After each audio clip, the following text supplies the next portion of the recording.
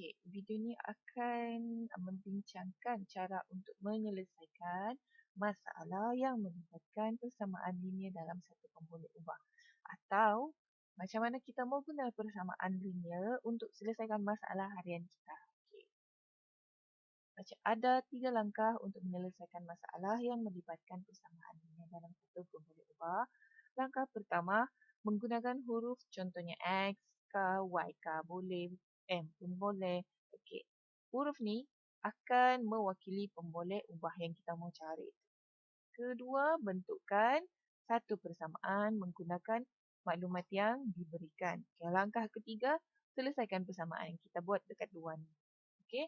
Contoh yang ini. Hasil tambah suatu nombor dan 15 ialah 23. Cari nombor itu. Langkah pertama, kita gunakan huruf untuk mewakili pemboleh ubah. Ingat, pemboleh ubah tu ialah yang kita cari. Dalam soalan ni yang kita cari tu ialah suatu nombor. Okey.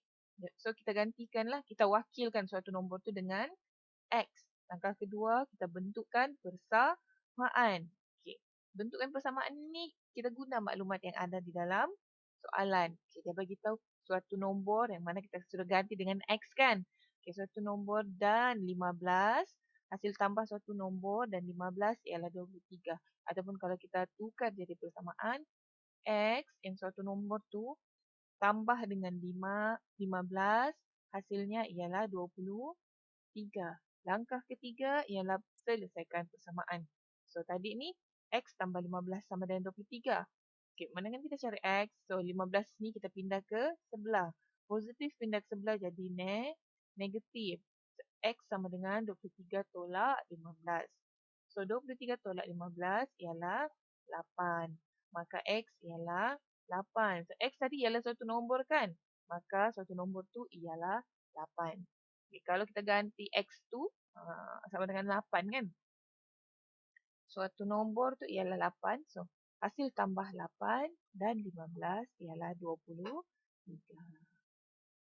Okey, kita tengok soalan seterusnya ya. Panjang sebuah kotak segi 4 tepat ialah 10 cm lebih daripada lebarnya. Diberi perimeter kotak ialah 200 cm. Cari panjang dan lebar kotak itu. Okey, ini yang kita cari ya, panjang dan lebar kotak. Okey, macam mana cara kita selesaikan? Okey, bayangkan ini ialah kotak segi 4 yang kita dibagi dalam soalan. Okey. Apa itu perimeter? Sebab dia beritahu diberi perimeter kotak ialah 200 cm. Okey. Perimeter ialah hasil tambah semua sisi. Semua sisi segi 4 ni. So ini panjang ni tambah dengan lebar, tambah dengan panjang lagi, tambah lagi dengan lebarnya. So maka semuanya ialah 200 cm. Ini nampak macam persamaan sudah kan? Okey, cuma kita kena ikut dululah. Langkah pertama, kita wakilkan pemboleh ubah dengan huruf. Apa yang kita cari tadi? Panjang dengan lebar. Okey, kita tengok dulu. Panjang kotak ialah 10 cm campur lebar. Di mana kita dapat 10 cm campur lebar ni? Tengok dekat soalan tadi. Panjang sebuah kotak segi 4 tepat ialah 10 cm lebih daripada lebarnya. Maksudnya 10 cm campur dengan lebar lah panjang. Okey, sekarang lebar berapa? Dia ada bagi dalam soalan ni. Tidak ada ya, dia tidak ada bagi. Maka inilah yang kita kena tukar jadi pemboleh ubah. Okey, lebar sama dengan X. Okey, dekat atas ni kita akan tukar. Di sini sini kita letak X. Okey, so dekat panjang kotak ni 10 cm. Sebab dia lebar kan, so kita ganti dengan X lah. So panjang lebar ialah 10 cm campur dengan X. Okey, bayangkan ya. Langkah kedua, kita bentukkan persamaan. Okey. Kan yang ini ada tadi. Panjang campur lebar, campur panjang, campur lebar sama dengan 200 cm. Apa yang kita buat? Kita ganti sejak panjang ni, ambil yang ini. 10 cm campur X. Okey, so ambil je 10 cm campur X.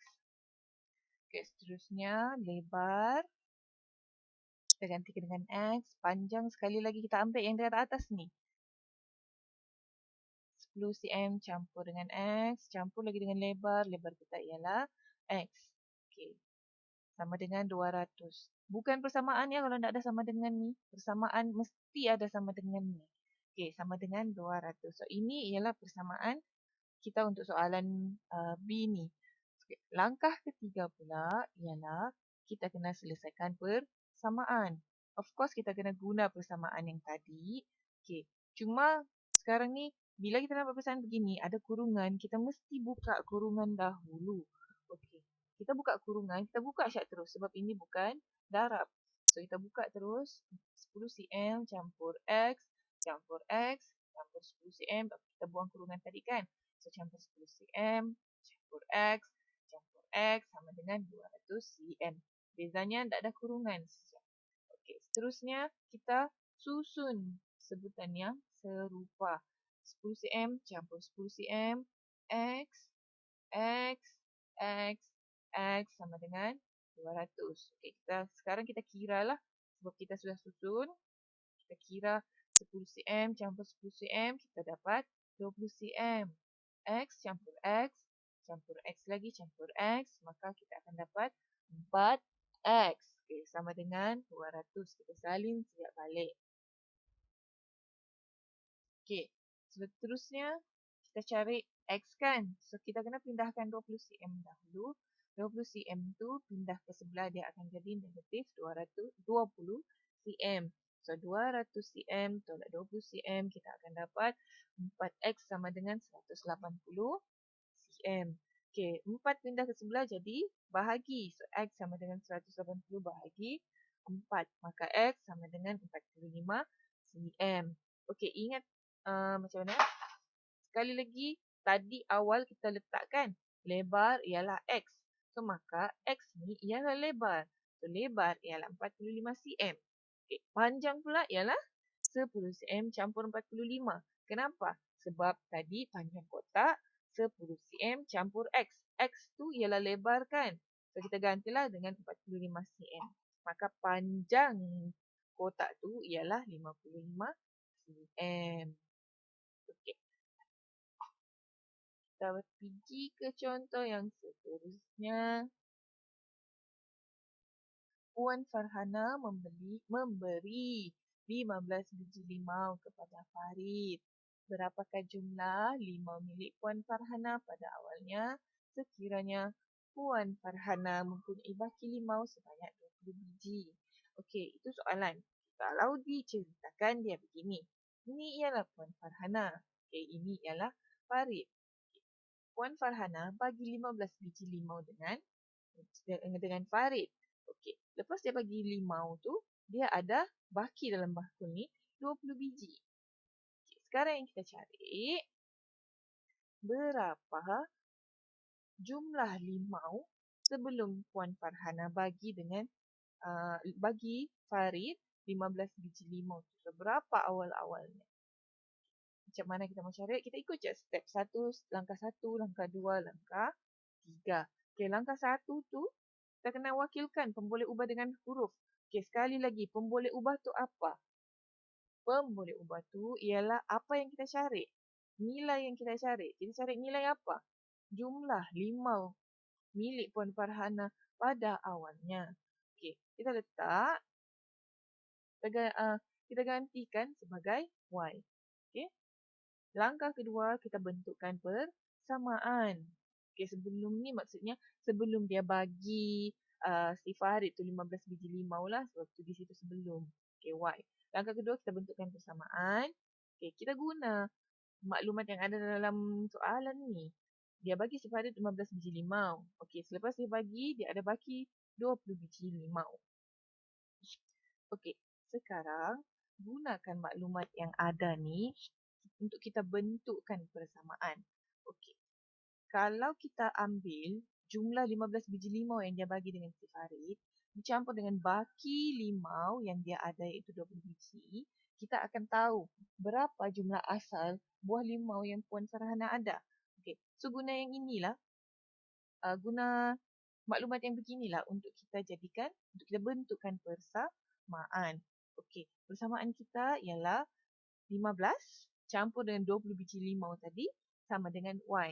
Y tadi ialah pemboleh ubah yang kita cari, kan? Jumlah asal buah limau Puan Farhana. Okey. So, bila kita sudah buat persamaan, langkah ketiga kita ialah kita selesaikan persamaan. Okey, 15 campur 20 sama dengan Y. Okey, 15 campur 20 sama dengan 35. Okey, yang ini pun betul ataupun lagi cantik, kita letak pemboleh ubah tu sebelah kiri. So, Y sama dengan 35. Maka selesai. Jumlah asal ataupun jumlah awal buah limau Puan Farhana ialah sebanyak 35 biji. Okey, lepas dia bagi dengan si Farid 20 selepas dia bagi dengan si Farid 15 biji limau, maka baki ada 20 biji limau lagi yang tinggal dengan Puan Farhana. Okey, yang ini ialah kesimpulan yang tadi lah. Okay, sebenarnya bukan ini je persamaan yang kita boleh buat daripada soalan ni. Okay, ada persamaan lain lagi yang kita boleh buat. Okay, contohnya begini ya. Y tolak 15 sama dengan 20. Okay, yang Y ni ialah yang pemboleh ubah tadi. Maksudnya yang kita cari. Berapa jumlah jumlah asal buah limau Puan Farhana. Okey.